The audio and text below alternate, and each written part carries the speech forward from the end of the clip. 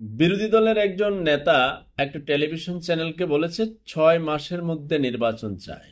পরবর্তীতে ছাত্র সমন্বয়ক জনাব হাসনাত আব্দুল্লাহ চমৎকার একটা বক্তব্য দিয়েছেন দেশের স্বাস্থ্য খাত, শিক্ষা খাত এবং সেগুলোর সংস্কারের বিষয়ে। তখন একজন সাংবাদিক ভাই প্রশ্ন রেখেছেন যে বিভিন্ন দলের নেতারা, স্পেশালি বিরোধী দলেরা দ্রুততম সময়ে নির্বাচন আয়োজন করতে বলছে, আপনার এই ব্যাপারে মন্তব্য কি? তখন তিনি বললেন, আমাদের যে সংস্কার প্রকল্প কিংবা সংস্কারের কাজ, বিচার বিভাগের, নির্বাচন কমিশনে, স্বাস্থ্য খাত, শিক্ষা খাত, আরো নানাবিধ সংস্কার হবে, সেটা প্রায় 16 মাসের প্রকল্প।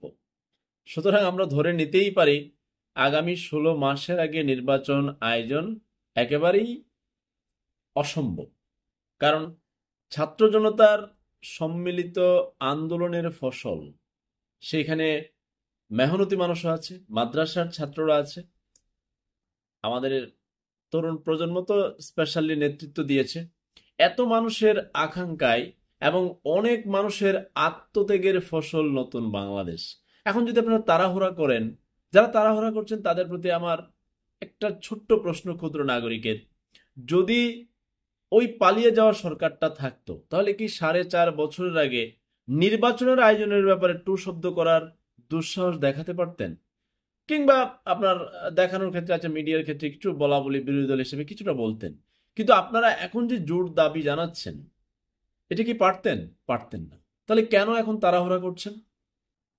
স্বাধীনতার 53 বছরে যত প্রকার শাসক এসেছে বিভিন্ন দল থেকে, কোন শাসক জনবান্ধব ছিল, জনগণের জন্য ভালো কাজ করেছে? এবং কোন সরকারের শাসনামলে চাঁদাবাজি, লুটপাট, সিন্ডিকেট ছিল না বলতে পারবেন? আমি যদি আপনাকে বলি, সব সময় ছিল। গত 16 বছর মাত্রাতিরিক্ত ছিল। এর আগের শাসন কার্যগুলোতে ছিল, ছিল না যে তা নয়, একটু কম একটু বেশি। তো এখন নতুন বাংলাদেশের নতুন পরিবর্তন, ছাত্র জনতার নেতৃত্বে নতুন অন্তর্বর্তীকালীন সরকার বসছে। তারা এমন করে কিছু সংস্কার করবে যেন পরবর্তী জনগণের ম্যান্ডেট নিয়ে এসে কোনো মানব সরকার দানব সরকারে পরিণত হয়ে দমন পীড়ন, চাঁদাবাজি, লুটপাট, সিন্ডিকেট করতে না পারে এবং মানুষের বাক স্বাধীনতাকে মানে একেবারে কেড়ে নিয়ে যায়, মানে মানুষ যেন কথা বলা বন্ধ করে দেয়, তারা এরকম যেন করতে না পারে, সংবাদপত্রের স্বাধীনতা নষ্ট করে দেয়, সকল কিছু নষ্ট করে দেয়, এইরকম যেন কেউ করতে না পারে, এর জন্য একটা আয়োজন, সংস্কার। তো আপনাদের এত ভয় পাওয়ার কি আছে, কিংবা এত তাড়াহুড়ার কি আছে? এই দেশের মানুষ চাইতেছে সাম্যের বাংলাদেশ, সততার বাংলাদেশ, দুর্নীতিমুক্ত বাংলাদেশ। সরকারি হাসপাতালগুলোতে মানুষ, এদেশের সাধারণ নাগরিক তার মৌলিক অধিকার নেওয়ার জন্য হাসপাতালে যায়, মৌলিক অধিকার সে পাবে। সেখানে যাওয়ার পর তার চিকিৎসা শুরু হলেও তার টেস্টের দরকার হলে সামনে দেখা যায় প্রাইভেট বিভিন্ন ক্লিনিক রেখে দিছে, এখানকার ভিতরে কিছু দালালরা ওইখানে নিয়ে যায়, মেডিসিন ঠিক মতো দেয় না, সেবা ঠিক মতো দেয় না। এগুলো তো ঠিক করতে হবে। তো রাষ্ট্রের মৌলিক অধিকার সে পাবে, স্বাস্থ্য, শিক্ষা, অন্ন, বস্ত্র, এগুলো সে পাবে। কিন্তু সেগুলোর আয়োজন কি বিগত 53 বছরে কেউ করেছে? করে নাই। এখন নতুন করে যে আসবে তার জন্য সংস্কারে কিছু আয়োজন করে দিবে, যে এই পথ থেকে যে বিচ্যুত হবে এবং জনবান্ধব না হবে, জনগণের পক্ষে কাজ না করবে, জনগণের এবং দেশের উন্নয়ন না করে নিজেদের উন্নয়ন করবে। এখন আমরা দেখছি না, পালিয়ে যাওয়ার পরে তাদের যে আমল নামা বের হচ্ছে, দুজকের আমল নামা, এরকম যেন ভবিষ্যতে কেউ না হয়।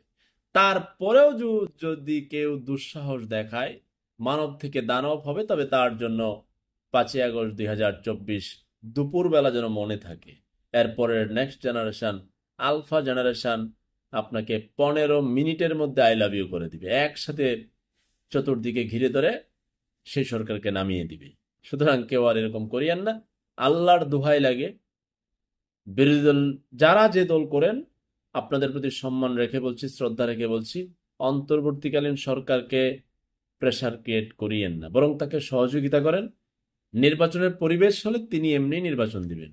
নোবেলজয়ী ডক্টর মোহাম্মদ ইউনুস, তিনি যখন বিদেশে লেকচার দেন, বিশ্বব্যাংকের প্রেসিডেন্ট বসে লেকচার শুনে, বুঝতে হবে ওনার মান, গুণ, মর্যাদা, সম্মান কত উপরে। সুতরাং তিনি বাংলাদেশের এই পদের জন্য লোভী না, অর্থের জন্য লোভী না, খ্যাতির জন্য লোভী না। ওনার অনেক এর চাইতে বেশি আছে। উনি একটা ক্রাইসিস আওয়ারের দায়িত্ব নিয়েছেন।